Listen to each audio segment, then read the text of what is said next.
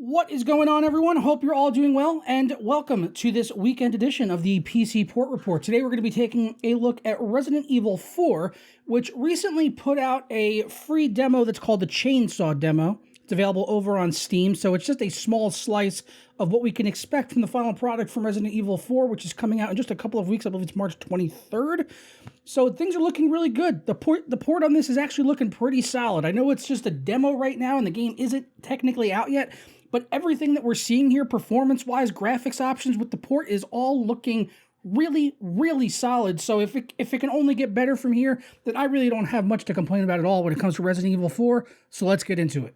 But first, today's video is brought to you by SuperCDK.com, where you could save money on games for all of your favorite platforms, as well as software like Windows 10 Pro licenses for just $22, and then you can unlock the prestigious Dark Mode for Windows 10, which I honestly could not live without. It is blinding without the dark mode. You guys need it in your life. And now you can also save an additional 25% off at checkout by clicking Buy Now on any software products over there. Just go ahead and add it into your cart and put in my code JP25 at checkout and apply, and that'll bring our price from $22.44 all the way down to $16.83, a savings of over $5. And I'll walk you through how to get your key and install it on Windows 10. Go ahead and click Submit Order and complete your checkout from there. For me, that's going to be with PayPal, and then click on Pay Now.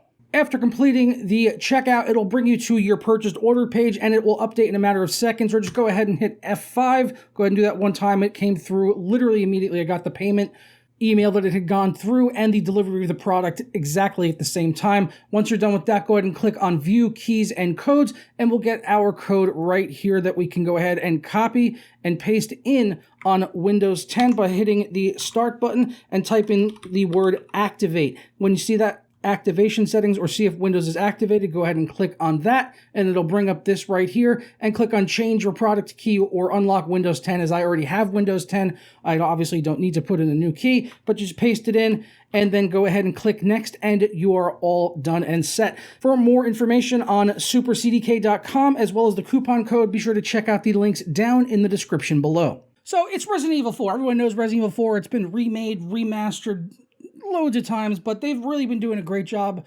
so far with the recent Resident Evil remakes from the past few years, really, stepping up the visuals and everything like that, bringing in some quality of life features. So, I'm not like the biggest Resident Evil fan. They're okay games. I've enjoyed some more than others. Code Veronica is 100% my jam back in the day.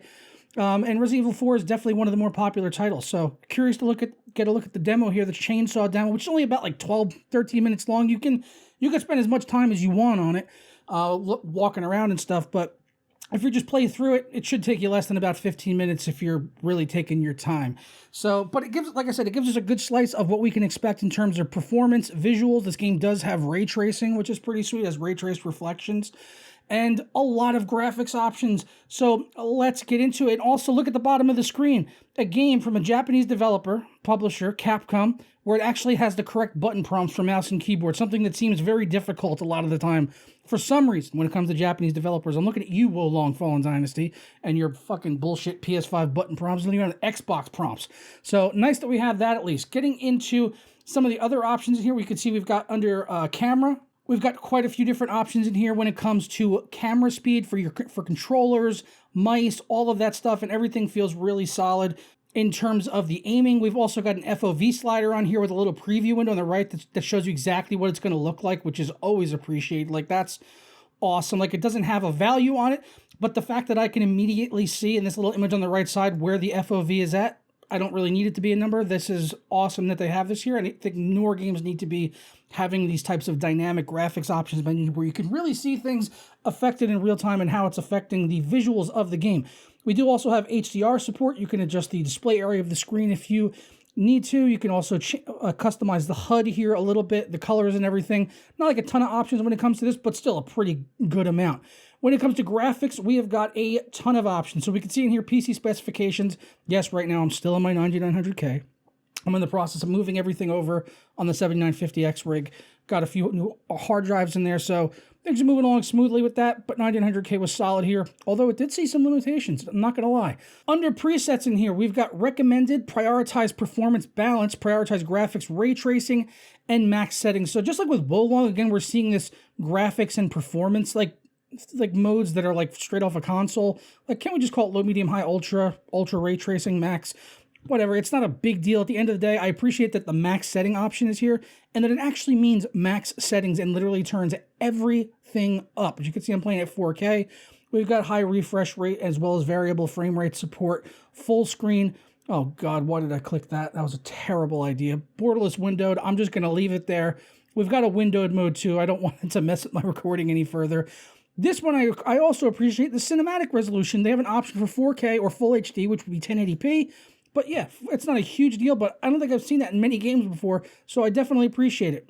As you can see here, we got ray tracing in here, which is nice, even in the demo, and I've got that up at the highest setting, and the game still runs like 90 to 100 plus FPS.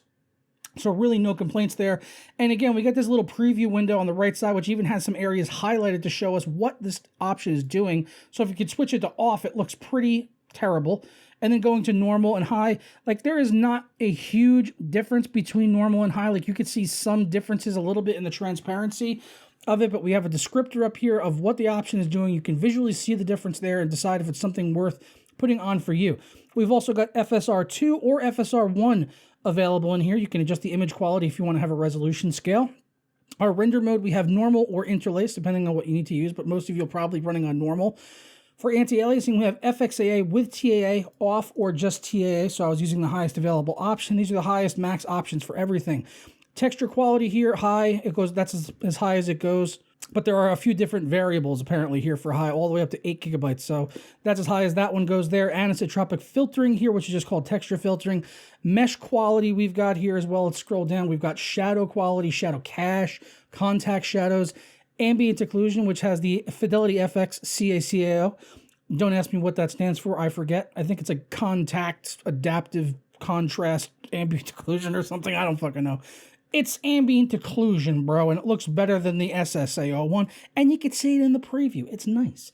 Volumetric lighting, we've got that as well. Particle lighting quality, bloom, screen space reflections, which are disabled, presumably because I have ray tracing on, so that locks out that option. We've got subsurface scattering, so you can see the light scattering under surfaces, like skin textures and stuff like that. We've got hair strands. You can adjust the hair strands from off to normal to high. This is like, sort of like Hairworks, I would guess. We've got graphic dismemberment. If you want to have dismembered graphics and graphics being dismembered, then go ahead and put that on. That's more of like a gore option than anything. We're still going here, by the way. We've got persistent corpses. How many corpses do you want on the screen? We've got corpse physics. We've got diverse enemy animations, motion blur off, rain quality, different options for that, terrain, destructible environments, lens flares, lens distortions, depth of field on or off, which looks to mostly be affected in cutscenes. If you look at that little pot right there, turn it off, it gets rid of it. So for the cinematics, I think it looks solid. And it doesn't seem to affect the gameplay, so I leave that on. Resource intense lighting quality and resource intense effects quality. So, like I said, we have got a ton of options in here. We've also got audio options for various different audio devices and audio levels, front and left, right speakers, accessibility options, camera options, display options, language options, control options. You could change the button prompts in here from, like, literally, like, what is, I think this is PS4. And then we've got, I think, Xbox 360 or Xbox One. And then we've got, like, Xbox Series. And, like, then, again, back to PlayStation. But there's, like, two different types of, like, Xbox ones. Like, for the different ones, like, you can see, like, they have, like, the different, like, the share button or the start button, which change between, like, 360 and, I think, Xbox One or Xbox Series consoles. Pretty crazy. Pretty crazy. Lots of options. Lots of options. Love to see it. And when it comes to performance, I've also got great things to report. There are some very, very, very minor, I must emphasize that they are minor traversal stutters. They will typically happen only when you're opening a door, or like when you walk up to like a panel, a wall or something like that, and it's like going into a completely new room, and you press F to like interact with a door or a curtain or something to push through. You'll see, like, sometimes you'll see a brief hitch or a stutter the very first time you go through that door, but then it's gone. During actual gameplay, when you're moving around, smooth as silk, so I've got no issues with that. On top of the graphics options and customization options, they're all being solid here already in a demo 2 weeks before the game comes out. Hello, developers out there, please take notice. Capcom did it right with this PC port. Why can't you? Stop being lazy. But even with ray tracing on here, I know, yeah, I'm playing on a 4090 4K, but I was playing at native resolution this entire time, and I was well over 60 frames per second, usually getting from 90 to 100 frames per second. The only part where I really saw the frames drop was right at the very, very end, like at the end of the demo, when it was like kind of like panning back and showing a very large, wide area. As it put more stuff on screen, you know, it became more taxing to run, and the frame rate did dip just down below 60, but it was not in a gameplay type scenario. It was like literally, like I said, like a cutscene, like ending the demo. So yeah, the game ran super solid, super smooth, ray tracing, native res, all of that. No DLSS, unfortunately. Would have been nice to have that in there in addition to the FSR 1 and FSR 2, but I guess beggars can't be choosers sometimes. Otherwise, very good port, and I really don't have anything to complain about with this. If we still got a couple weeks to go, they can only polish it further. And yeah, they got to give, you know, hats off to Capcom on the PC port or whoever handled it for them. They did an excellent job, and it's evident that they are PC gamers, or at least consulted with PC gamers, as this is pretty much everything I want to see in a PC port. There's really not much missing here, if anything at all. I'm really kind of fishing, like trying to think of stuff that they're missing here, but they've pretty much pegged it. Like, good shit, Capcom. Well done. Bravo. Give it up to them, boys. It's available, I believe, like I said, it's available on the 23rd, and it is $60, full price game here on PC, but definitely reward this type of development if you're into the Resident Evil franchise, if you're into Resident Evil 4.